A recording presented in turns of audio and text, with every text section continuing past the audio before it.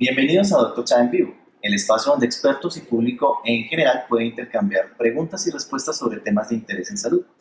Hoy estamos conmemorando el Día Internacional del Parkinson, una enfermedad que afecta a millones de personas y que tristemente muchos de nosotros padeceremos. Hoy, por esta razón, nos acompaña el doctor Oscar Bernal, neurólogo, especialista en trastornos de movimiento, y el doctor Guillermo Monsalve, neurocirujano, especialista en neurocirugía funcional. Doctores, muy buenos días. Buenos días, Daniel. Muy buenos días, Daniel. Excelente. Pues antes que nada yo quisiera enterarme yo y enterar a nuestro público qué es el Parkinson. De hecho, creo que muchos allá afuera ni siquiera saben cómo se escribe ni eso, qué significa. ¿Nos pueden contar, doctor, verdad? Sí, claro, el Parkinson o la enfermedad de Parkinson debe su nombre a aquella persona que hizo la primera descripción de la enfermedad en 1817. Es una enfermedad de las que llamamos neurodegenerativas.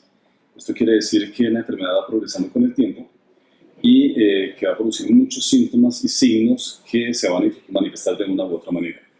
Esta enfermedad, aunque es crónica y progresiva, ahora la podemos tratar de una manera adecuada. Tenemos muchos fármacos y tenemos muchas terapias, opciones, la cirugía para tratar la enfermedad, lo que hace que la enfermedad sea mucho más llevadera, que tenga menos impacto, y el objetivo es que la persona siga siendo funcional durante todo el resto de la vida que le queda.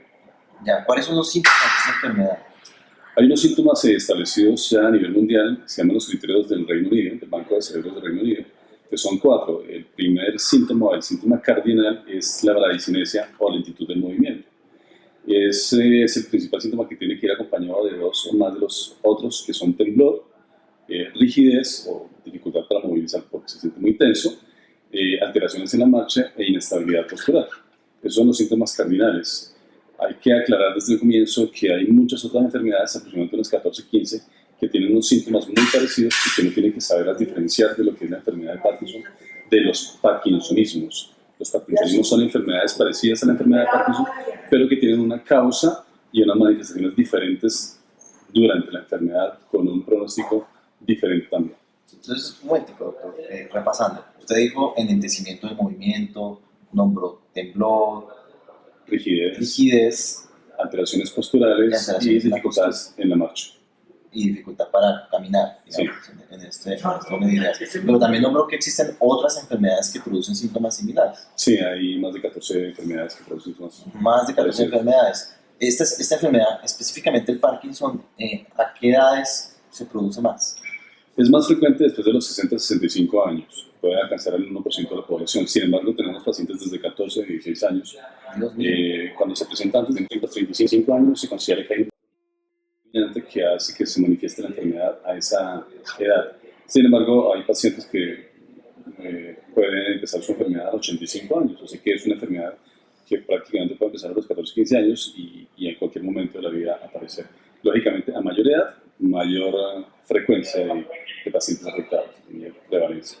Ya veo. Wow, desde los 14 años. Es impresionante. Pero, es decir, ¿qué otro tipo de enfermedad? Usted ya nombró 14. Sí. ¿Puede darnos un ejemplo? Sí, hay una que se llama atrofia multisistémica, donde los síntomas son muy parecidos. Puede tener temblor, rigidez, lentitud, alteraciones en la marcha, pero tiene unos síntomas que nosotros llamamos disautonómicos. Y es que el paciente puede tener síncopes, puede tener sudoración profusa, puede tener muchos otros síntomas que llamamos disautonómicos, que marcan la pauta y que van a hacer que sea realmente diferente a la enfermedad de Parkinson como tal, y el pronóstico también sea diferente. Esa es una, pero podría nombrarle la parálisis preauricular progresiva, que tiene 3 variantes. Hay distonías con parkinsonismo, hay coreas con parkinsonismo, hay ataxias con parkinsonismo, hay hidrocefalia de presión normal. O sea, podemos ponerle una serie de enfermedades similares que se parecen a la enfermedad de Parkinson y que uno tiene que saber diferenciar de las demás porque el tratamiento es diferente. Ya veo. Ok. ¿Este da más en hombres, da más en mujeres o es igual? Sí, por cada 3 hombres afectados hay 2 mujeres. Eso indica que es más frecuente en hombres, en 1.5 con relación a las mujeres a 1. ¿Qué causa la enfermedad? Yo creo que eso es una pregunta que nos presiona a todos. ¿Por qué se produce el Parkinson? No sabemos, sabemos que antes de los 35 años hay unos genes ya encontrados, digámoslo así, Están los genes Parkin, el LRRK2, está otra serie de genes que se han establecido durante los últimos 20 años. Esos son los genéticos, pero son menos del 8%. En más del 90% de los casos no se sabe. Hay una correlación que no es directa, pero que se correlaciona con esto, y es con la exposición a pesticidas. Las personas que trabajan mucho en el campo expuestos a pesticidas tienen mayor riesgo de desarrollar la enfermedad de Parkinson. También aquellos, todos conocen a Mohamed Ali, sí, boxeador, sí. Exactamente, y se considera que los traumas craneanos a repetición, o sea, no una vez en la vida, 2 veces, sino múltiples veces, tienen mayor riesgo de desarrollar enfermedad de Parkinson, probablemente por lesión de la sustancia libre, que es donde la sustancia que se va a dañar y que es la que es encargada de producir la dopamina. La dopamina, para entrar un poquito más en detalle, es el neurotransmisor esencial en los movimientos, y se disminuye la enfermedad de Parkinson. Esas células van muriendo lentamente y va disminuyendo la producción de dopamina, haciendo que se manifiesten los síntomas cada vez más fuertemente. Ya veo, entonces a ver si, porque a mí me gustaría aclarar todo esto a nuestro público. Lo que entendí es que hay unas células en el cerebro que pueden morir y dejar de producir la dopamina. La causa exacta no la conocemos. Exactamente, no sabemos cuál es la causa. Hay una cosa interesante y triste a la vez, y es que ya cuando el paciente presenta temblor, o está lento o rígido, ya se han muerto el 60% de esas células. Mamá. Entonces la enfermedad puede empezar inclusive unos 20-25 años antes de que empiece el temblor, la lentitud y la rigidez. Ya tenemos unos síntomas que llamamos los síntomas prodrómicos, que no indican que la persona va a sufrir de Parkinson, pero que si están presentes uno tras otro, pues aumenta el riesgo de sufrir la enfermedad de Parkinson. Okay. Entonces, por ejemplo, si tenemos pérdida del olfato, si tiene depresión, si tiene estreñimiento y si tiene algo que llamamos trastorno del sueño-humor, esos 4 factores o esos 4 síntomas, si se presentan antes de tiempo de aparición de un síntoma, muy probablemente se va a desarrollar una enfermedad de Parkinson. Eso no quiere decir que si yo tenga pérdida del olfato vaya a desarrollar la enfermedad de Parkinson, no quiere decir, pero sí se ha visto que los pacientes que tienen pérdida del olfato pues está más correlacionado con la enfermedad de Parkinson. Ok. ¿Hay algún examen para determinar que uno tiene Parkinson? No, el diagnóstico es clínico. Son con los signos y los síntomas que nosotros vemos, con lo que acabo de comentarles. Si hay síntomas prodrómicos, o sea, que han empezado antes de las manifestaciones motores. Y hay unos exámenes que nosotros llamamos exámenes funcionales a nivel cerebral. Uno que se llama DAT-scan, otro que se llama RESPECT, que lo que se hace es mirar qué tanto capta el cerebro ciertas sustancias. Hay más de 20 sustancias que se han utilizado en estudios de investigación y ahora se utilizan clínicamente, pero no para diagnosticar la enfermedad, sino para descartar otras enfermedades muy parecidas cuando es muy difícil descartarlas. Hay personas que tienen parkinsonismos que son muy parecidos al Parkinson y no responden a la medicación. Entonces uno quiere saber si ese paciente tiene enfermedad de Parkinson o no tiene enfermedad de Parkinson, y lo que se hace es un examen funcional para mirar si el paciente se aproxima a eso que es la enfermedad de Parkinson. O sea, disminuye la captación de la dopamina a nivel de algunos núcleos, y eso nos indica que sí tiene enfermedad de Parkinson. ¿Hay una forma de detectarla tempranamente, además de lo genético? No hay ninguna manera de detectarla genéticamente. De hecho, los exámenes que se hacen funcionales, el DAT-scan y el SPECT, se utilizan ya cuando el paciente ha presentado algunos síntomas de la movilidad. O sea, cuando ya hay afección de las células cerebrales de una manera importante. ¿Cuándo debe un paciente consultar? Eso es una pregunta con truco. Sí, justamente. No, todo paciente que tenga... Mire, hay una cosa interesante, y es que el 70% de los pacientes con Parkinson tienen temblor, pero el 100% tienen lentitud. Ok. Entonces, si es una persona que tiene lentitud y además tiene temblor, tiene que consultar. Obligatoriamente. Si tiene temblor, pues el temblor puede dar en muchas enfermedades, e inclusive puede ser producido por medicamentos, por factores estresantes, por muchas situaciones. Entonces el temblor puede ser una manifestación común de muchas enfermedades, más de 15. Entonces el temblor es una manifestación común, digamos así. Pero si además tiene de temblor, tiene lentitud, y si tiene rigidez, si tiene alteración de la marcha, pues lógicamente ya estamos pensando que probablemente tenga un parkinsonismo, y lógicamente tiene que haber consultado ya antes. Pero si ve que tiene algún trastorno del movimiento, pues la idea es consultar, la idea es siempre preguntar con su neurólogo qué puede estar pasando con mis movimientos que no son normales. Si estoy lento, si estoy torpe, si estoy rígido, si tengo problemas de la marcha, si tengo inestabilidad, si tengo temblor. Todo eso hace que yo me preocupe y que llegue a consultar al neurólogo con qué está correlacionado ese movimiento hormonal que tengo. Ante todo, queremos invitar a la comunidad a que ingresen al foro virtual a preguntarles a nuestros doctores. Estamos en vivo desde la Fundación Santa Fe de Bogotá en este momento y pueden ingresar. Los doctores van a estar pues todos estos días respondiendo a las preguntas que más les presionen. Y pues les contestarán directamente en el foro virtual. La entrada al foro virtual, fsfb.edu.co/1000 caras, porque hay 1000 pacientes allá afuera que tienen el Parkinson que todavía no conocemos. Vale, sigamos con este tema tan interesante, doctor. El Parkinson, pues he escuchado por ahí, ¿puede alterar la memoria? Sí, de hecho, el 20% de los pacientes que tienen enfermedad de Parkinson en el momento de diagnosticar ya tienen algún problema de la memoria. La memoria tiene muchas facetas y una de las facetas que se afecta a la enfermedad de Parkinson es la alteración disejecutiva. La alteración disejecutiva es aquella capacidad que pierde el paciente para hacer las cosas que antes no hacía de una manera adecuada. No las puede hacer, pero tiene que pensar más, se tarda más en hacer el proceso, tiene que analizar bien la información para poder llegar al objetivo, que antes lo hace mucho más rápido. Entonces, sí, claro, el 20% de la población, nomás al ingreso, ya tiene alguna afección. Otra alteración frecuente es la dificultad para encontrar las palabras en el momento adecuado cuando quiere hablar. Entonces, son las dos principales manifestaciones cognitivas al comienzo de la enfermedad. Y después de 20 años, el 80% de los pacientes que tienen enfermedad de Parkinson ya tienen demencia, según los estudios. Claro que yo tengo pacientes con 35 años de enfermedad y pues mentalmente intactos. O sea que uno no puede predecir quién sí y quién no va a sufrir definitivamente de demencia. Eso por un lado. Y vale la pena aclarar ahora que hablaste de este punto que hay más de 80 síntomas no motores, o sea que no tienen que ver con la movilidad en la enfermedad de Parkinson. No es solamente trastornos del movimiento, y esto hay que hacer énfasis, porque no es solamente la movilidad lo que se afecta, sino también muchas alteraciones adicionales. Ya hablamos de 4, el olfato, el estreñimiento, pérdida de la memoria, depresión, ansiedad, puede tener alucinaciones. Nomás dentro del trastorno del sueño se pueden haber 11 alteraciones diferentes dentro del trastorno del sueño. Entonces es algo bastante complejo que no se puede mirar desde una sola óptica, como tú bien decías. Wow, importante. ¿La enfermedad tiene alguna cura? No tenemos cura en el momento, tenemos medicaciones que ayudan a mejorar la enfermedad, los síntomas. Ahora tenemos medicaciones casi para cada uno de los síntomas que hay. Eso no quiere decir que va a tomar 80 medicamentos, no. Pero sí hay medicaciones que pueden atacar varios síntomas al mismo tiempo. Okay. Podemos tener medicamentos que puedan ayudar con las alucinaciones, con la depresión y con la ansiedad, por ejemplo, y a veces con el sueño. Otra cosa es que pueden perder el apetito, entonces podemos mejorar el apetito con ciertas actividades. O sea, hay muchas cosas. Y otro tratamiento que se hace para la enfermedad de Parkinson no farmacológico es la cirugía de Parkinson. Ya, que creo que justamente por eso tenemos aquí al doctor Monsalve, porque ¿qué tiene que ver un neurocirujano con el Parkinson? Con todo lo que nos han contado.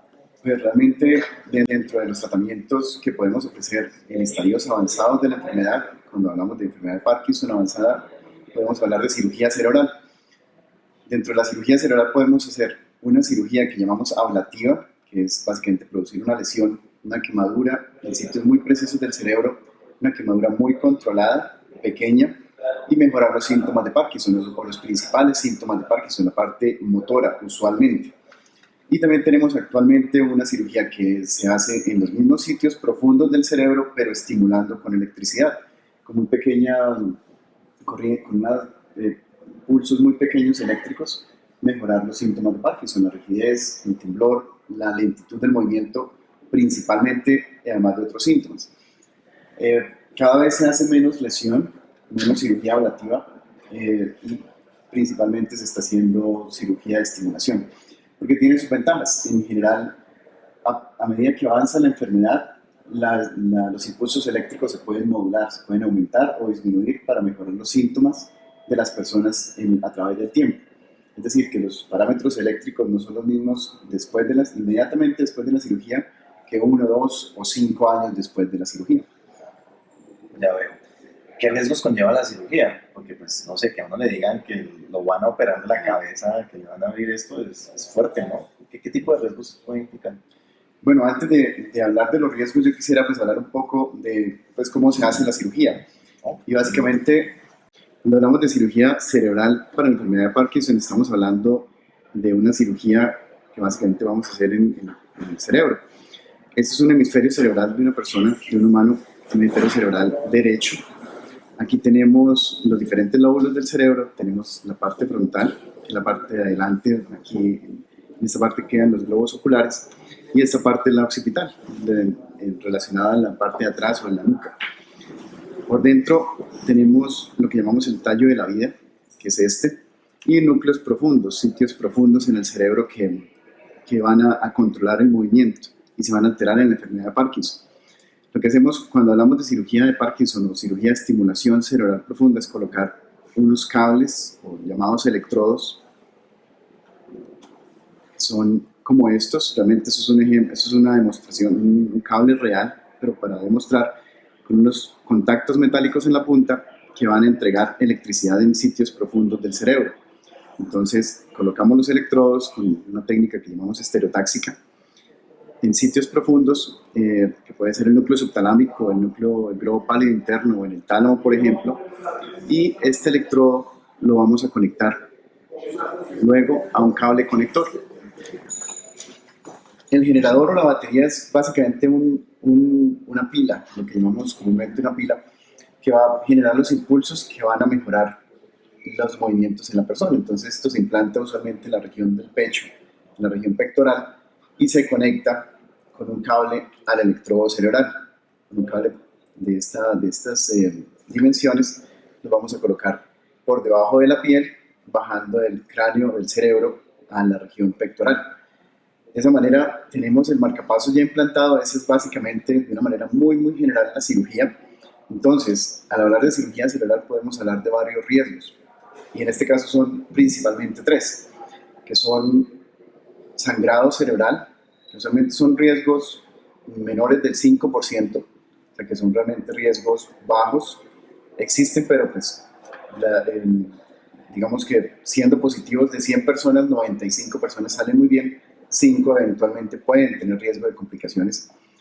El sangrado cerebral, en el momento de colocar los electrodos dentro del cerebro, la infección, que puede ser pues, por implantar un objeto extraño en el cuerpo, que se puedan colonizar y se pueden infectar los cables, y eventualmente el mal funcionamiento del hardware, de los cables, que se puedan fracturar o romper con el tiempo por los movimientos, por ejemplo, del cuello. Son sistemas muy seguros, de muy buena calidad, de alta complejidad, que cada vez pues, se van mejorando, y tenemos sistemas muy avanzados en el mundo y en Colombia. Realmente la tecnología que encontramos en el mundo, en cualquier lugar, la encontramos en Colombia para ofrecerle pues, a nuestros pacientes en Colombia y en nuestra institución la mejor tecnología y el mejor tratamiento para operar y mejorar el Parkinson. ¡Wow! ¿Desde hace cuántos años realizamos la cirugía en Colombia? La cirugía en Colombia se hace aproximadamente unos 17, 18 años. En el mundo se viene haciendo aproximadamente unos 25, 30 años la cirugía como la vemos con marcapaso cerebral, y hace unas 4 o 5 décadas se está haciendo con cirugía ablativa, con lesión cerebral. Realmente en el mundo y en Colombia no es una cirugía nueva. De pronto pues falta más difusión, más conocimiento de la comunidad de esta opción de tratamiento, más conocimiento en la comunidad médica y científica también de estas opciones de tratamiento que están disponibles para nuestros pacientes, y cuando esté indicado, en el momento indicado, realizarla en las mejores instituciones y en las mejores manos. Pero, doctor Bernal, ¿cuánto mejora realmente la cirugía al Parkinson? Bueno, antes de llevar a un paciente a cirugía tenemos que hacer un test que se llama el test de levodopa. Usualmente la cirugía mejora lo que mejora con la levodopa. Si si el paciente mejora un 70% sus síntomas tomándose la medicación, probablemente esa va a ser la respuesta con la cirugía. Solamente que ya no va a tener los espacios donde el paciente, hay un momento en que se siente bien, hubo un episodio que llamamos off, y donde se siente absolutamente mal, sino que va a estar todo el tiempo estable. Entonces vamos a evitar que se vayan esos baches y esos episodios malignos, pues digamos entre comillas, donde hayan disquinesia, que son movimientos como si el paciente estuviera danzando, que no puede controlar, que muchas veces ni siquiera el mismo paciente los nota, sino que lo nota más la familia. episodios de distonía que son posturas anormales de los dedos de los pies. Es decir, el objetivo es mejorar todo lo que dijo el doctor Monsalve, más lo que acabamos de nombrar, que son complicaciones tanto de la enfermedad como de la medicación en conjunto. Entonces el objetivo es mejorar. ¿Qué tanto podemos mejorar? Yo pienso que mínimo un 30% es el objetivo y de ahí en adelante hasta el 90%, 100%, que eso lo hemos logrado. Hemos logrado casi el 100%, porque inclusive hemos mejorado síntomas que no estaban planeados dentro de la enfermedad, pero que han mejorado. Así que varía en cada paciente, pero uno espera tener un pronóstico de acuerdo a cómo el paciente responda con la lengua. Ya veo. O sea que realmente sí tiene una mejora importante en la mayor parte de los pacientes.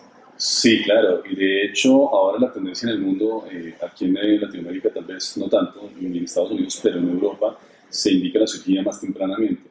Ya no se espera tanto que el paciente esté complicado para llevarlo a cirugía, sino se puede operar desde más tempranamente, evitando llegar a esos episodios donde el paciente está absolutamente mal y sacarlo del hueco. No, lo que se busca es evitar que caiga ese hueco y mantenerlo todo el tiempo funcional, especialmente si el paciente trabaja, tiene hijos pequeños, tiene una vida activa. La idea es mantener al paciente lo más activo posible durante toda su vida.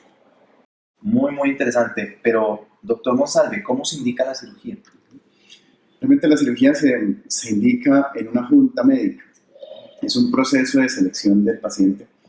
No es un solo cirujano o un solo profesional indicando la cirugía y solicitando la autorización para la cirugía, sino realmente es un grupo de por lo menos 4 profesionales, 4 especialidades diferentes básicas que son neurología, idealmente neurología de trastornos del movimiento, o sea, un neurólogo especialista en Parkinson, un neurocirujano funcional, un neurocirujano que conozca este tipo de procesos de cirugía, un neuropsicólogo o neuropsicóloga que evalúe muy bien la parte de memoria y un psiquiatra que indique qué tanta alteración emocional o qué tanta afectación emocional tiene la persona con la enfermedad. Esas son las 4 especialidades, digamos, básicas para reunirse presencialmente y discutir el caso y decir el paciente se beneficia o no se beneficia, por qué razón sí o no se beneficia de la cirugía.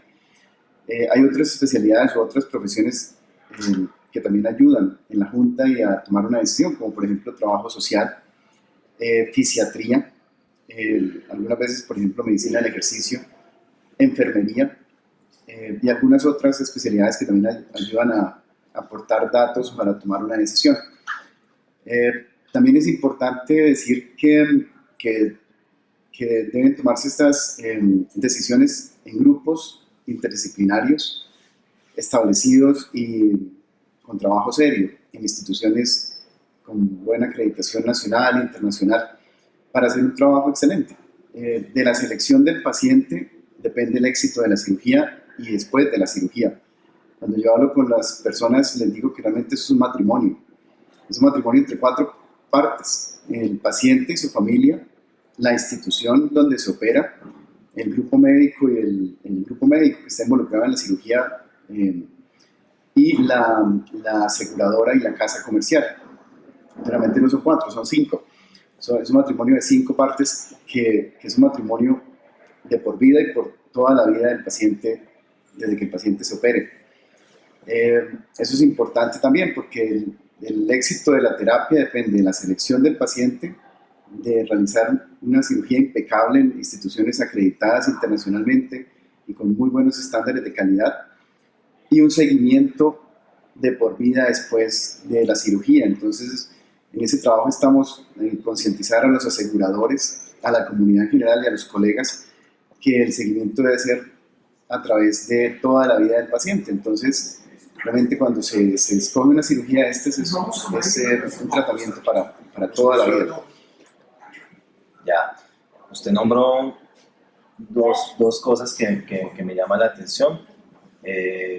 La primera es que se necesita un equipo verdaderamente interdisciplinario, lo cual me lleva a pensar que realmente dónde se puede hacer esta cirugía aquí en Colombia. O sea, ¿qué tipo de instituciones la ofrecen? Yo pienso que en instituciones de alta complejidad, con estándares nacionales y acreditación y reacreditación a nivel nacional e internacional, porque los riesgos que se corren al realizar en sitios no adecuados este tipo de cirugías pueden llegar a ser altos.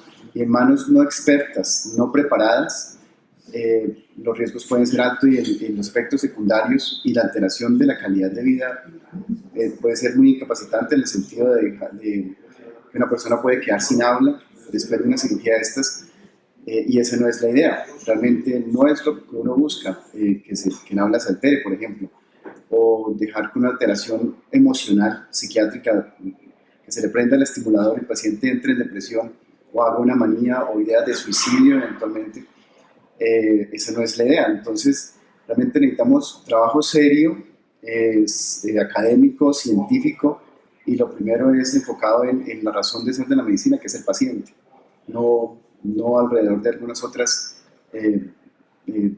digamos, eventos o situaciones que surgen pues, en la práctica de la medicina. Ya. Y extendiendo un poco más lo que dijo, usted habló de concientizar a los aseguradores, ese tipo de cosas para que entiendan de la enfermedad y de estos nuevos tratamientos. Tal vez la pregunta que probablemente a cualquiera del público se les ocurre es si esta cirugía la cubren los seguros actuales, o sea, EPS, o si debo tener mucho dinero, o qué debo hacer. Sí, la respuesta es un sí, definitivamente, porque primero no es una cirugía estética, no es una cirugía experimental, no estamos experimentando con los pacientes y, como les comentaba, en el mundo ya hay literatura que habla de muy buenos niveles de evidencia, lo que llamamos en medicina nivel de evidencia 1A, de la indicación de la cirugía en enfermedad de Parkinson. Sí lo cubren, lo deben cubrir, y de hecho pues en el país hay más de 500 pacientes, yo diría que mucho más, operados con este tipo de dispositivos. No importa si es seguro pues, prepagado, si es particular, si es subsidiado, realmente si el paciente lo necesita y está muy bien sustentado y justificada la cirugía, el seguro, llámese cualquier tipo, lo debe cubrir. Y es un tratamiento que va a asegurarse por vida, como comentaba antes. Se debe asegurar para toda la vida. Interesante. Doctor Bernal, entonces, según todo esto que hemos hablado, ¿es posible tener una vida normal con Parkinson? Sí, claro, el objetivo es tener la vida lo más normal posible. De hecho, como les decíamos antes, no hay cura, la cirugía no es una cura, pero restablece muchas funciones del paciente.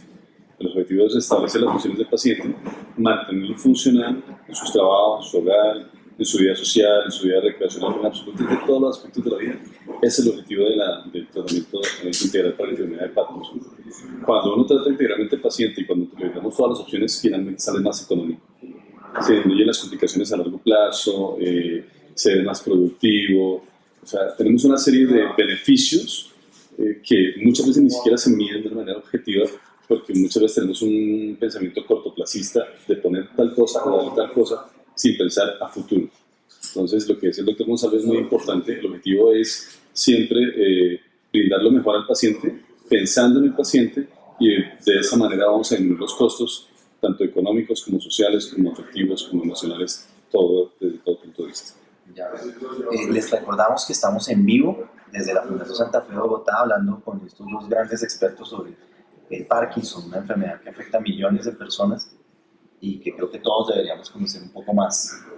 Doctor, ¿qué otras actividades se están haciendo en el país conmemorando este Día del Parkinson? Bueno, se están haciendo múltiples actividades, no solamente en el país, sino a nivel mundial. Los colegas de México, Brasil, Estados Unidos, Europa, en todo el mundo se está conmemorando esto, y uno de los objetivos a nivel mundial es precisamente educar al paciente y su familia. Entonces, en Bogotá tenemos esta actividad este sábado para pacientes y familiares acerca de información sobre la enfermedad de Parkinson. Aquí en la Fundación Santa Fe. Aquí en la Fundación Santa Fe. En Cali tenemos en la Fundación Parkinson de Colombia el día viernes y el día de sábado también actividades para los pacientes y también para médicos generales y algunos especialistas que tienen que tratarse con pacientes donde no hay neurólogos, donde no hay especialistas en movimientos normales. Entonces vamos a hacer algún entrenamiento en Cali y en Cartagena. La Fundación de Parkinson en Cartagena también se está organizando, y este fin de semana también tendrá algunas actividades. Lo ideal es que todos aprendamos de la enfermedad de Parkinson, como tú dijiste, y objetivo mantenerlos funcionales. Mantenerlos funcionales. Y no olvidemos también el foro virtual en el cual van a estar los dos doctores moderando, donde pueden hacer todas las preguntas que deseen, pues a sus dudas que más nos presionen. Doctor, yo creo que para cerrar esta actividad, que ya se nos está acabando el tiempo, a mí me gustaría que cada uno nos compartiera un mensaje a la comunidad con respecto al Parkinson. Doctor Bernal, ¿qué le gustaría dejarle a la comunidad con respecto al Parkinson? Bueno, a la comunidad en general, ya hemos hablado de la necesidad de mantener unos hábitos de vida saludables, especialmente ejercicio. El ejercicio es como una medicación para la enfermedad de Parkinson. Está demostrado que el ejercicio ayuda a recuperar a los pacientes con enfermedad de Parkinson, no solamente desde el punto de vista de la movilidad, sino también desde el punto de vista afectivo, emocional, de sueño, etc. Y el ejercicio es indispensable. La alimentación también es muy importante, tener una alimentación sana. La dieta mediterránea está indicada en estos casos y lógicamente un buen patrón de sueño, recreación, y lo más importante es vivir la vida de una manera adecuada. Le agradezco mucho, doctor Bernal. Doctor Monsalve, ¿qué mensaje le quiere dejar a la comunidad? Bueno, definitivamente la cirugía es una opción en el manejo de la enfermedad de Parkinson. No es para todos los pacientes, realmente 1 o 2 de 10 podrían necesitar la cirugía. Es importante que los estudien y los evalúen para cirugía en instituciones serias, en instituciones acreditadas, con profesionales entrenados y expertos en el tema. Y pues definitivamente, si su médico le aconseja una evaluación para una posible cirugía, pues hacerla en los sitios adecuados con personal idóneo para este tipo de evaluaciones. Pues doctores, muchísimas gracias por acompañarnos. Doctor Monsalve, doctor Bernal, Muchas gracias. esperamos que esto haya sido de gran información para la comunidad. Como les contamos, pues hay muchas actividades. Existe el foro virtual, hay actividades presenciales. Por favor, participen. El Parkinson es una condición que de verdad necesita que más personas la conozcan y busquemos la manera de mejorar la calidad de vida de todas las personas que la padecen. A ustedes muchísimas gracias por conectarse con nosotros y nada, los invitamos a un próximo Doctor Chat en vivo. Feliz tarde.